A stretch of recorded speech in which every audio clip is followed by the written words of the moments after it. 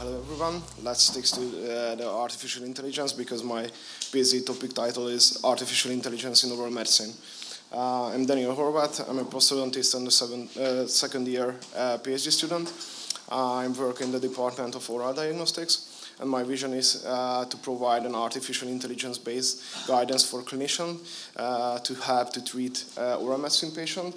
And my mission is to verify AI as a reliable support and find the possibilities and the limitations of this technique. To reach our mission and my vision, right now I have two specific goals. And let me introduce my first one, which is the investigations of the diagnostic accuracy of artificial intelligence in oral potentially malignant disorders. And I want to achieve this specific goal with the methodology of systematic review and meta-analysis. So oral cancer is an urgent problem nowadays because almost 400,000 new cases every year and almost 200,000 deaths. This is the sixth most common cancer worldwide, and in Hungary the problem is bigger because we have the third highest incidence. The main problem is that we diagnose those lesions in the late stages, and we do so, then the 5-year survival rate is only around 40%. But if we can diagnose those lesions earlier in the first or second stage, then the 5-year survival rate going to jump up to 80%. Even better if we can prevent these lesions, and we can diagnose oral potentially malignant disorders, which has 100% 5-year survival rate, and those lesions have 5% worldwide prevalence. Right now, we deal with the problem that we have an experience-based diagnosis that can lead to diagnostic errors due to the lack of accuracy. So if we can diagnose those lesions earlier, we can save thousands of lives. And now let's talk about artificial intelligence. We know that these kind of tools can process medical data, so why don't we use to identify those lesions? So our aim is to investigate the diagnostic accuracy of artificial intelligence in oral potentially malignant disorders. So that's lead to our clinical question, which is what is the diagnostic performance of artificial intelligence in oral potentially malignant disorders? We used the PERT framework. Our population were the patients with intraoral images. Our index test was the artificial intelligence, the reference test was the histology, and the disease was the oral potentially malignant disorders. Our hypothesis is that artificial intelligence can diagnose OPMDs with the same accuracy as histology. So we did our systematic search that contains 2 domains on 5 databases, and we ended up with 6 eligible articles. So let's jump to the outcomes. One of our main outcomes was sensitivity and specificity.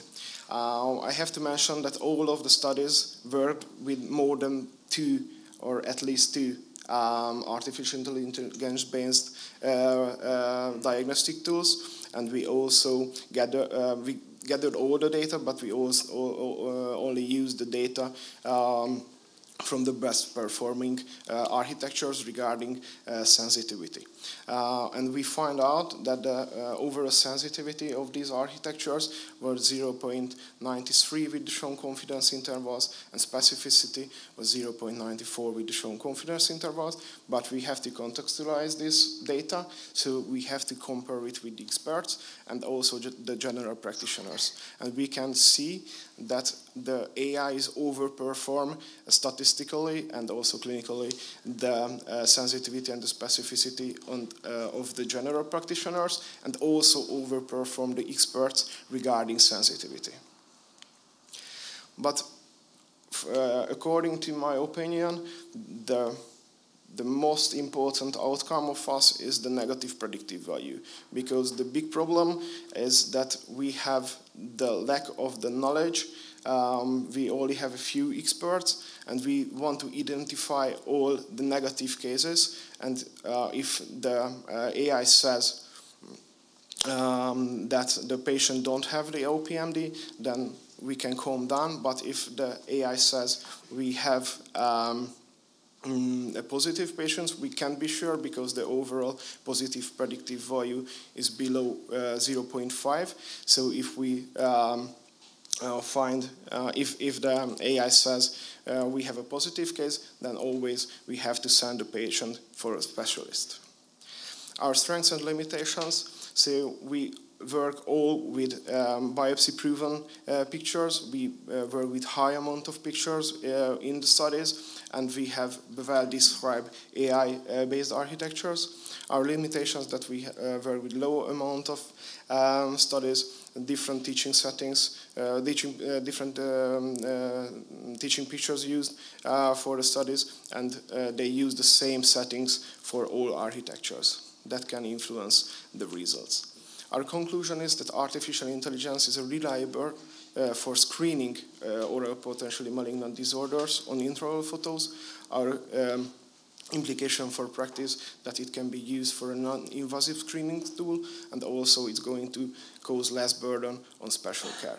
Our implication for research is that we have to develop a freely available OPMD picture database to develop new architectures and improve the diagnostic value regarding positive predictive value. We submitted our manuscript in oral oncology last year. Our second project is regarding the prognostic evaluation of diagnostic criteria in oral lichen planus on histological images, and it's going to be a registry analysis. Basically, in this study, we also work with oral potentially malignant disorders, but especially with two subtypes, the oral lichen planus and oral lichenoid lesions. Both of them are, we can say, common disease. Oral lichen planus is the most common OPMD. In the general population, it's a bit lower than 1%, I mean the prevalence, and the malignant transformation rate is a bit higher than 1%. On the other side, the oral lichenoid lesion has a bit less incidence, but higher malignant transformation rate. Right now, we can say that there is no specific histological sign which can differentiate between those two entities, and we have many different types of diagnostic criteria without a known prognostic value. And we have a significant amount of unprocessed data in this case, so our aim is to investigate the predictive value of diagnostic criteria on histological images in oral lichen planus and oral lichenoid lesions. So our clinical question is, what is the diagnostic value of different diagnostic prognostic value of different diagnostic criteria in oral lichen planus? We use the PFO framework, where the F are the different type of diagnostic criteria, and we hypothesize that Schwab bodies and lymphocytes in the epithelium have higher prognostic value in oral lichen planus, and our clinical implication would be more accurate diagnosis. Right now, we made the preliminary data retrieval plan, and we are working on the data table. So in summary, we can say that both of our projects is related to oral potentially malignant disorders and to diagnose those patients and improve their life quality. I'd like to thank you for your attention with the quote of Albert Einstein: try to not become a man of success, but rather try to become a man of values. Thank you.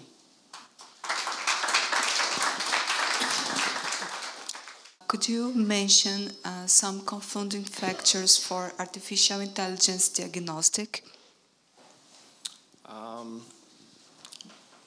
Yes. So basically, the main problem that we have to work with is that in these articles we don't really know how severe were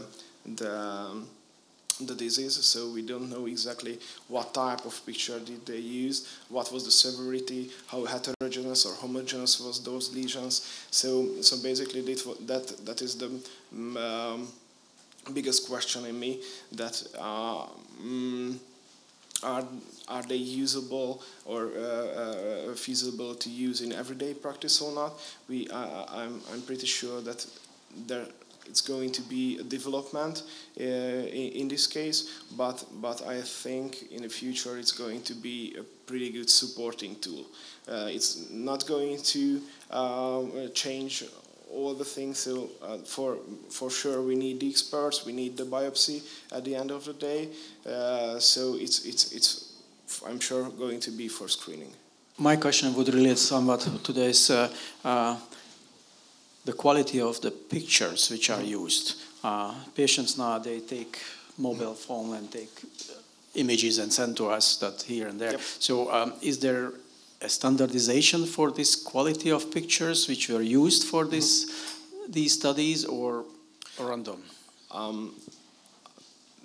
Some of the studies mentioned that they use only good quality pictures, but they didn't standardize the method how they did it.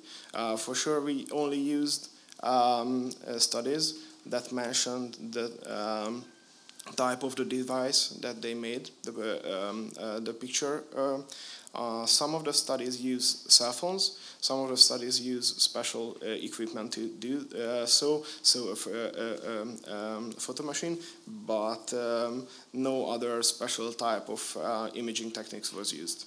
How long does it take to teach AI for analyzing these pictures? Like, does it take a month or a year or more?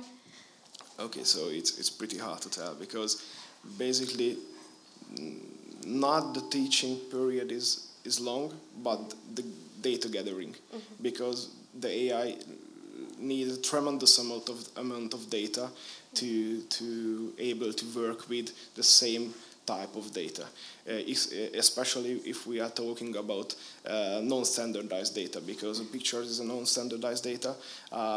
It's pretty hard to tell. So basically, not the teaching period is long. It could be long if started